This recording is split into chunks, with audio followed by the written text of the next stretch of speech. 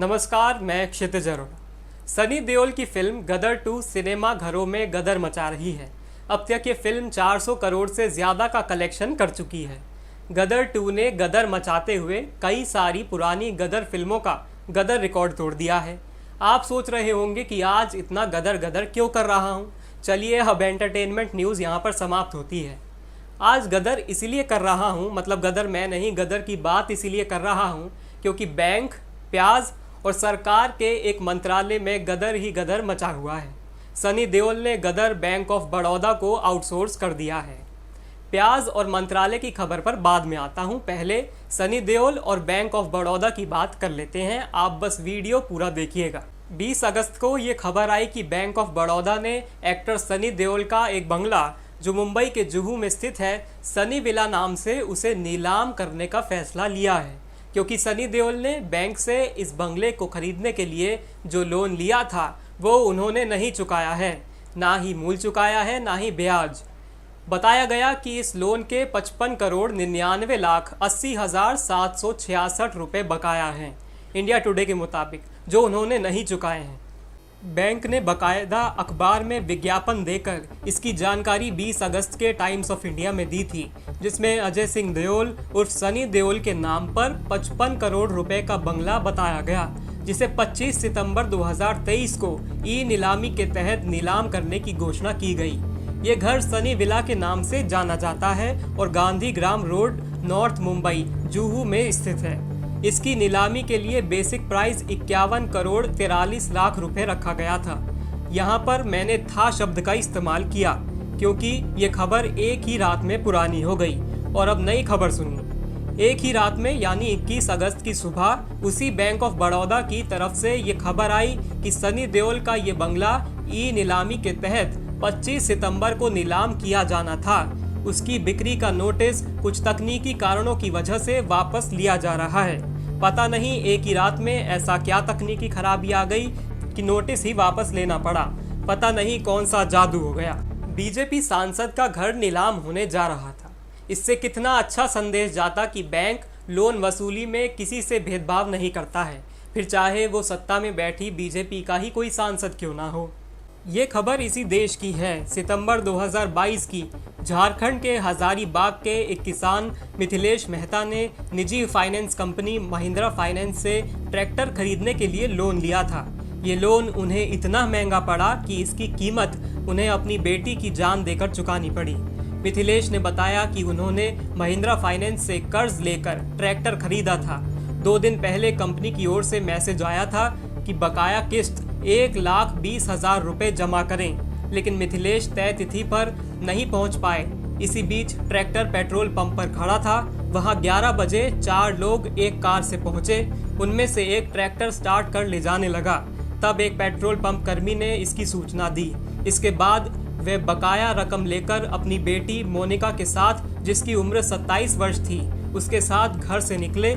मिथिलेश ने उन लोगों को रोका। ट्रैक्टर के पीछे चल रही कार भी रुकी। कार से एक शख्स निकला और कहा कि 1,30,000 रुपये लेकर ऑफिस पहुंचो। मिथिलेश ने कहा कि मैं रुपए लेकर आया हूं, आप पहचान बताइए। इस पर उसने खुद को महिंद्रा फाइनेंस का जोनल मैनेजर बताया।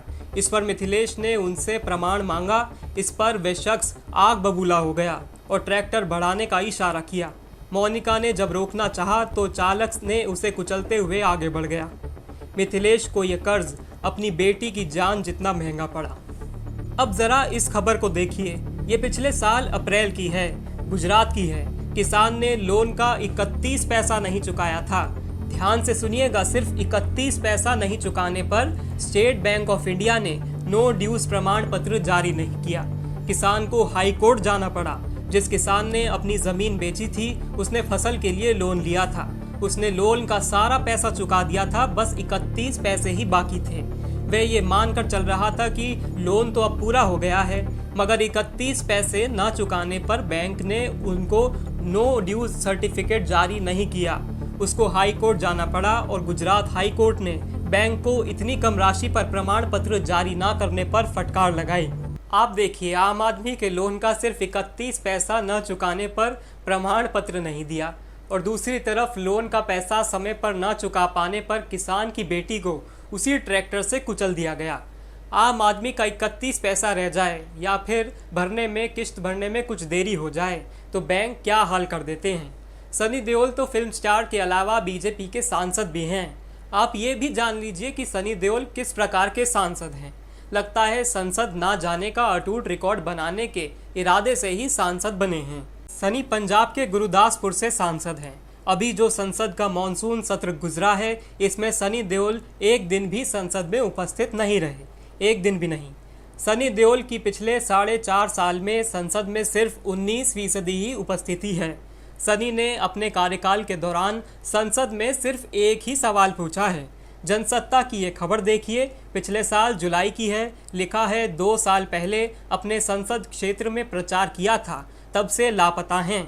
यानी अपने संसद क्षेत्र में 2 साल तक नहीं गए। इसकी पुष्टि हम नहीं कर सकते कि वे अपने लोकसभा क्षेत्र में कितनी बार गए, लेकिन ये ज़रूर साफ है कि उनका संसद में मौजूदगी का रिकॉर्ड बहुत ख़राब है। इससे ज़्यादा तो भारत का एक आम शैतान बच्चा अपनी कॉलेज लाइफ में कॉलेज हुआता है। सनी देओल का रिकॉर्ड तो उस बच्चे से भी खराब है। ऐसे सांसद हैं सनी देओल।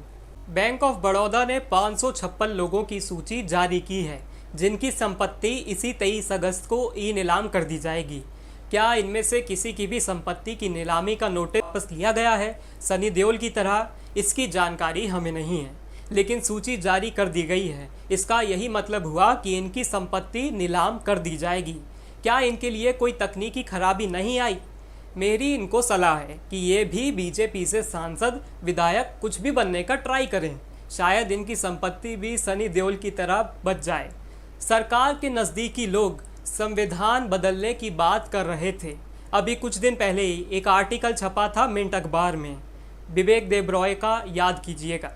लेकिन ये नहीं पता था कि इतनी जल्दी नए बैंक रूल्स भी बना लेंगे। कांग्रेस के राज्यसभा सांसद जयराम रमेश ने ट्विटर पर सवाल पूछते हुए सनी देओल के मामले में लिखा कि कल दोपहर को देश को पता चला कि बैंक ऑफ बड़ौदा ने भाजपा सांसद सनी देओल के जुहू स्थित आवास को ई नीलाम करने के लिए रखा है, क्योंकि उन्होंने बैंक का 56 करोड़ रुपए नहीं चुकाया है।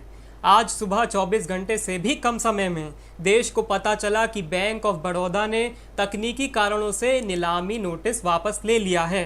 उन्होंने आगे सवाल करते हुए लिखा कि आश्चर्य है कि इन तकनीकी कारणों को किसने ट्रिगर किया। अब आते हैं गदर 2 पर। फिल्म की बात नहीं कर रहा हूँ, अगली खबर की बात कर रहा हूँ। पहले टमाटर ने कई दिनों तक महंगाई से आम लोगों के जीवन में गदर मचाया और अब प्याज भी उसी राह पर गदर मचाने आ रहे थे। लेकिन इससे पहले कि प्याज भी टमाटर की तरह गदर मचाएं, सरकार ने प्याज पर 40% की एक्सपोर्ट ड्यूटी लगा दी। ये निर्यात शुल्क 31 दिसंबर तक लागू रहेगा, लेकिन सरकार के इस फैसले से प्याज के किसानों के बीच गदर मच गया है। किसानों का कहना है कि निर्यात शुल्क लगने से उनका मुनाफा कम हो गया है। रतलाम जिले में प्याज उत्पादक किसान और विभिन्न किसान संगठनों ने विरोध प्रदर्शन कर प्याज पर लगाया गया निर्यात शुल्क वापस लेने की मांग की है। नाराज किसान मंगलवार से प्याज मंडी और नीलामी बंद करने का निर्णय ले चुके हैं। प्रदेश भर में प्याज उत्पादक किसानों से प्याज की नीलामी बंद करवाने का आह्वान किया गया है। विरोध कर रहे किसानों का कहना है कि केंद्र सरकार द्वारा निर्यात शुल्क 40% की जाने से प्याज की कीमतों में 10 से 12 रुपये प्रति किलो की कमी आ गई है, जिसकी वजह से किसानों को नुकसान उठाना पड़ रहा है। किसानों ने कहा कि जब तक ये निर्णय वापस नहीं लिया जाता है, तब तक प्रदेश भर में किसान चरणबद्ध आंदोलन जारी रखेंगे। ये सब भास्कर में रिपोर्ट हुआ है। यानी सरकार के पास कोई ऐसी नीति नहीं है जिससे किसानों और प्याज खरीदने वाले दोनों का भला हो सके। ना ही किसान का नुकसान हो और ना ही आम इंसान का। सरकार इस मामले में कंफ्यूज नज़र आ रही है। अब बात सरकार में मचे गदर की, जिसे दिखाने के लिए टीवी चैनलों पर पर्दा नहीं मिल रहा है, ना ही किसी शो की बुकिंग की जा रही है। 20 अगस्त को केंद्रीय सतर्कता आयोग ने देश के सबसे भ्रष्ट कर्मचारियों को लेकर अपनी एनुअल रिपोर्ट जारी की। इसके मुताबिक 2022 में केंद्रीय गृह मंत्रालय के कर्मचारियों के खिलाफ भ्रष्टाचार की सबसे ज़्यादा शिकायतें मिली थीं। अब प्रधानमंत्री मोदी बताएं कि उनके सबसे बढ़िया मंत्री अमित शाह के ही गृह मंत्रालय में सबसे ज़्यादा भ्रष्टाचार के केस मिले हैं। वे तो कहा करते थे कि ना ही खाऊंगा और ना ही खाने दूंगा, लेकिन उनकी नाक के नीचे ही उन्हीं के सबसे बढ़िया मंत्री के मंत्रालय में सबसे ज़्यादा भ्रष्टाचार है। 1,15,000 कुल मामले सामने आए हैं, जिसमें से अकेले 46,000 गृह मंत्रालय में पाए गए हैं। दूसरे नंबर पर रेलवे और तीसरे नंबर पर बैंकिंग सेक्टर रहा। कुल शिकायतों में से 85,437 शिकायतों का निपटारा कर दिया गया है। वहीं 29,766 शिकायतें अभी भी पेंडिंग हैं, जिसमें 22,034 शिकायतें ऐसी हैं जिनका 3 महीने से ज़्यादा वक्त से निपटारा नहीं हुआ है। आप ये भी जान लीजिए कि पिछली बार की रिपोर्ट के मुताबिक 2021 में भी सबसे ज़्यादा भ्रष्टाचार के मामलों में गृह मंत्रालय ही आगे था। साथ ही रेलवे और बैंकिंग सेक्टर भी दूसरे और तीसरे नंबर पर ही थे। यानी पिछली बार की रिपोर्ट से कोई सबक नहीं लिया गया। सरकार के मंत्रालय के लोग आराम से रिश्वत खा रहे हैं। मेरी सलाह है कि आप अपने जीवन में इतना गदर ना मचाएं। आप अपने लोन की किश्त समय पर भर दिया करें, वरना आप बैंकों के गुंडों से परेशान हो सकते हैं। ध्यान रहे, आप बीजेपी से सनी देओल की तरह सांसद नहीं हैं कि आपका लोन का पैसा न चुकाए जाने पर भी आपको नुकसान नहीं होगा। आपका घर या गाड़ी नीलाम होने से नहीं रुक सकती। आपकी बारी आने पर कोई तकनीकी खराबी भी नहीं आने वाली। बाकी प्याज को गदर मचाने से आप नहीं रोक सकते, उसे सरकार ही रोक सकती है। नमस्कार, मैं क्षितिज अरोड़ा।